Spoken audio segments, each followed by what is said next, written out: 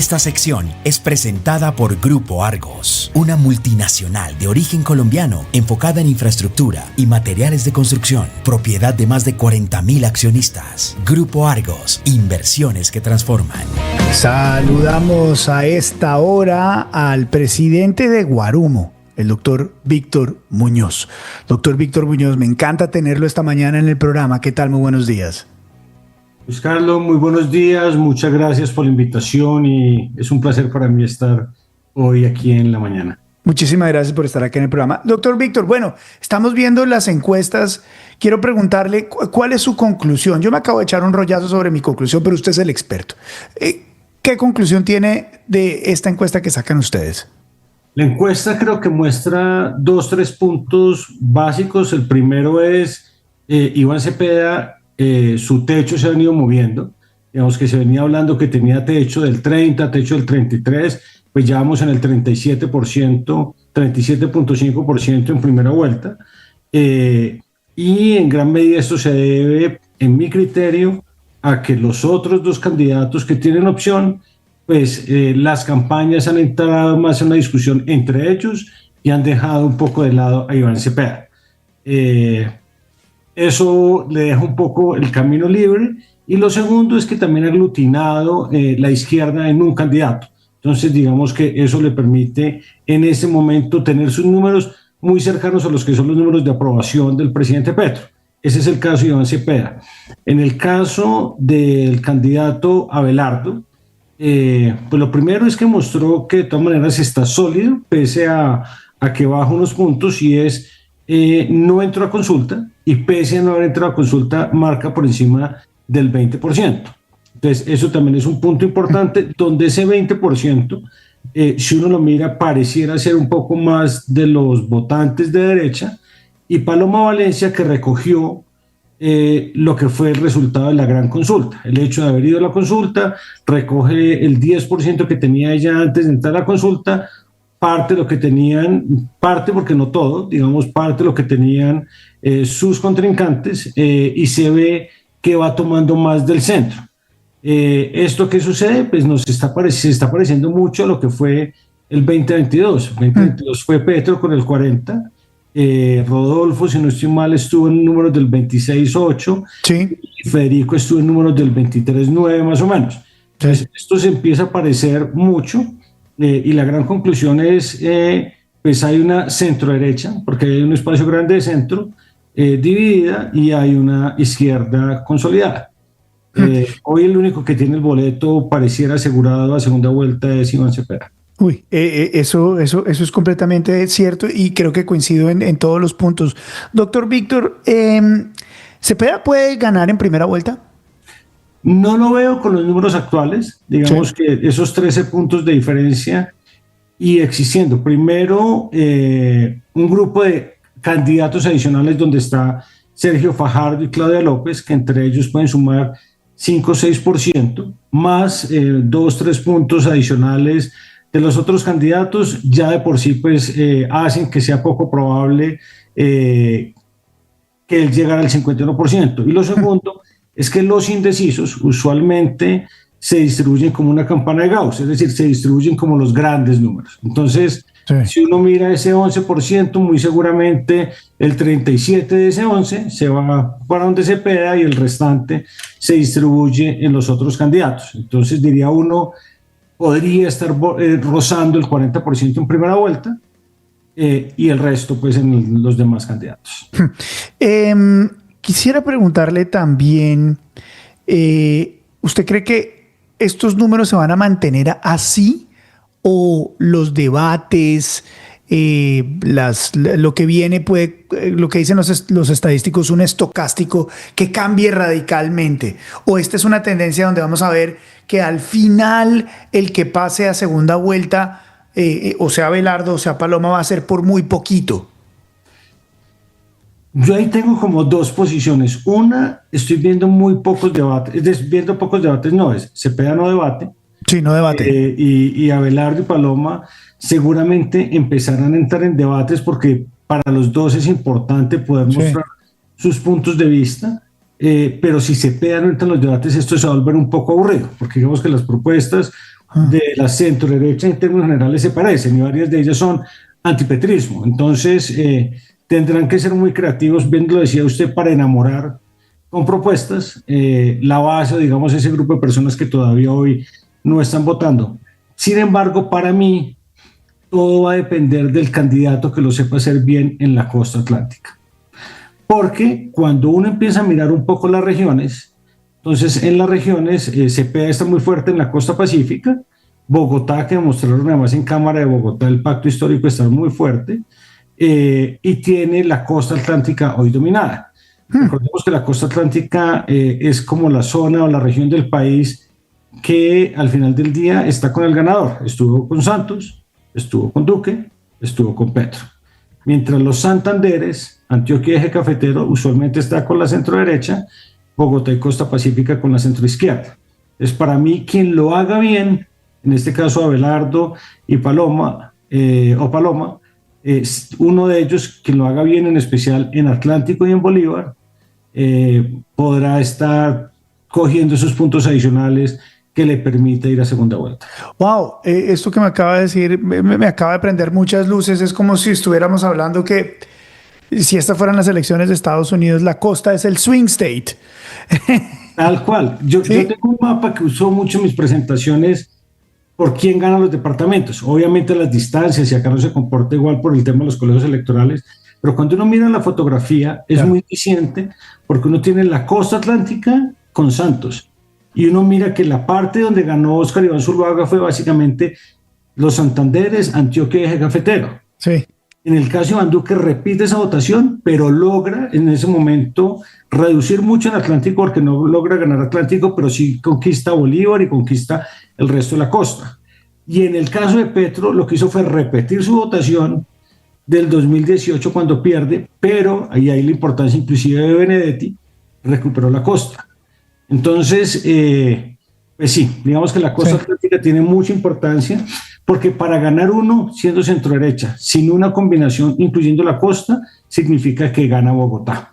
Ajá, y Bogotá ha sido un poco de centro izquierda en los últimos, no solo en presidencia, sino en la alcaldía, en más de 20 años. Entonces, la costa atlántica es muy importante y aquí Bolívar y Atlántico, si bien los alcaldes actuales no pueden participar en política, pero básicamente Char, Dumec y todos ellos tienen mucho que decir, los Blel, mucho que decir en qué va a pasar de cara a quién va a ir a segunda vuelta. ¡Wow! Pero qué fascinante esto, porque poco se habla de esto, que es una manera como se ve la estrategia política en Estados Unidos. Verlo así de claro en Colombia es muy interesante. Sobre los temas, doctor Víctor, ¿cuáles son los temas que realmente movilizan a la gente en términos de votación en Colombia? Usted mencionaba el tema del salario mínimo y yo quiero puntualizar en eso, y es, en Colombia 2.5 millones de personas ganan un salario mínimo. 2.5 millones si yo lo llevo a un hogar, y hablo de hogares de dos, ni siquiera de más, estamos hablando de una base de 5 millones de personas. Entonces, puede que eso fiscalmente sea insostenible, pero claramente la plata en el bolsillo, hablarle de plata en el bolsillo a la gente es un tema fundamental. Entonces, aquí, y para las personas, el tema de si le van a tocar o no el subsidio al adulto mayor, si le van a tocar o no el subsidio de familias en acción, si se va a mantener el salario mínimo, que obviamente se debe mantener por ley, pero digamos que arranca toda esa discusión de si lo van a disminuir. Eso es un tema que a la gente le importa y es la plata en el bolsillo. Lo segundo, un tema que no parecía en el pasado, pero que se volvió relevante, es el tema de salud, en especial el tema de medicamentos.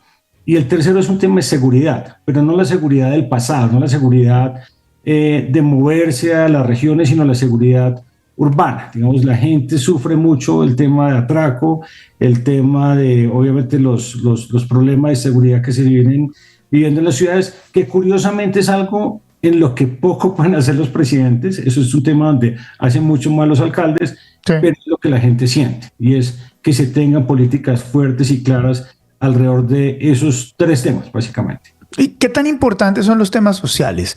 ¿Qué tan importantes son estos temas de género? ¿Qué tan importantes son estos temas que, de nuevo, en las elecciones en Estados Unidos fueron tan fundamentales y fueron ese peso que le faltaba a Donald Trump para ganar en lo que hubiera sido un escenario bastante parejo? Yo creo que digamos, eso no está tan medido, pero es para grupos muy específicos, digamos, eso es fundamental en los grupos cristianos, donde es un punto de quiebre frente al tema de si se está o no se está en todo el tema de apoyo al cambio de género, pero además a partir de qué edad, porque esa es de las discusiones probablemente más profundas que se dan, y sí se convierte en un punto muy importante, digamos, y frente a esa base cristiana que además es muy disciplinada votando, es fundamental, pero en general no es hoy un tema que esté en la agenda, digamos, no es el gran tema que se esté moviendo en las regiones, no lo es. ¿Cuántas encuestas quedan, doctor Víctor, por parte de ustedes? Nosotros nos quedarían 2. Nosotros estamos pensando hacer una finalizando el mes de abril, y claramente una 7 días, 8 días antes de las elecciones. Cuénteme un poco sobre lo que siente que está pasando con las encuestas. Hay toda una discusión, primero, porque no se pudo hacer las encuestas con la periodicidad que se hacía anteriormente debido a la ley, y segundo porque siento que en estas elecciones los candidatos han sido mucho más sensibles a los resultados de las encuestas, tratando de desprestigiarlas, no necesariamente directamente, pero sí a través de la discusión que se mantiene de manera ficticia en redes sociales. Sí, realmente me sorprende la sobrereacción sobre el tema de las encuestas.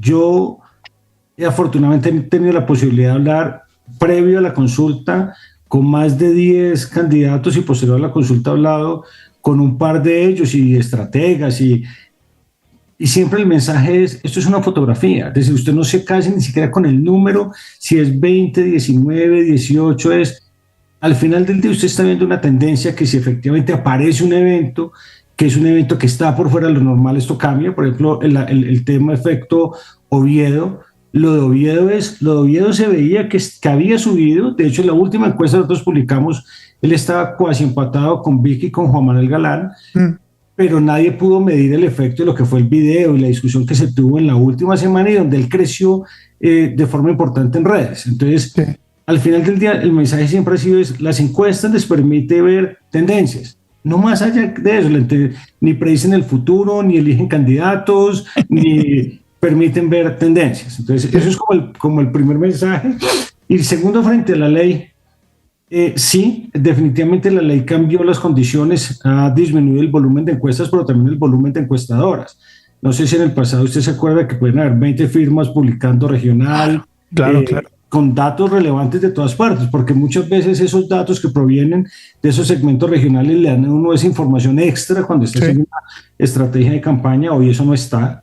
Los costos pues se crecieron, digamos que antes se hacían muestras de 1.200, 1.300, con lo que uno puede representar al país de manera general, no digamos los subsegmentos, pero hay una no rebaja de 3.600 encuestas, lo cual prácticamente triplicó el costo de hacerlas. Pero más allá de eso, usted no se imagina el volumen de información que está tocando entregar el Consejo Nacional Electoral, porque se hace una encuesta y llegan peticiones sobre los factores de expansión, sobre cómo se calcula el error por cada una de las preguntas, y es preguntas y procedimientos. Entonces, sí lo está haciendo más complejo, más costoso, y desafortunadamente yo creo que menos información, y menos información es menos información disponible para la gente para entender las diferencias. Doctor Víctor, tocará esperar que la Corte Constitucional se pronuncie, que debería pronunciarse pronto. Por último, quiero preguntarle cómo interpreta y cómo ve esto de los polymarkets y los calci del mundo. Lo he seguido mucho. De hecho, en las elecciones en Bolivia lo miré con cuidado. En Argentina, pues obviamente también en su momento. Y digamos que al final del día quien termina apostando con alguna información que tiene relevante, y esa información básicamente proviene o de encuestas o de información de búsquedas en Google Trends, que es otra posibilidad, o de analítica de redes sociales.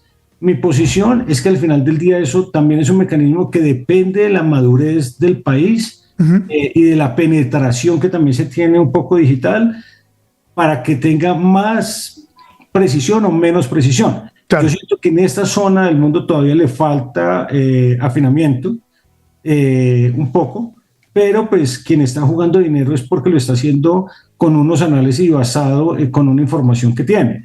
Claro. Claramente tampoco es que eso sea mejor que las encuestas, digamos que ellos se alimentan y casi que lo que podría decir uno no tiene fuente primaria, eso es un derivado de otra información. Claro. Pero me parece interesante porque le va mostrando uno un poco el sentimiento. Y para mí eso es fundamental, porque cuando esos sentimientos cambian bruscamente, es que la gente en la calle, ya en el voz a voz, está sintiendo otra cosa.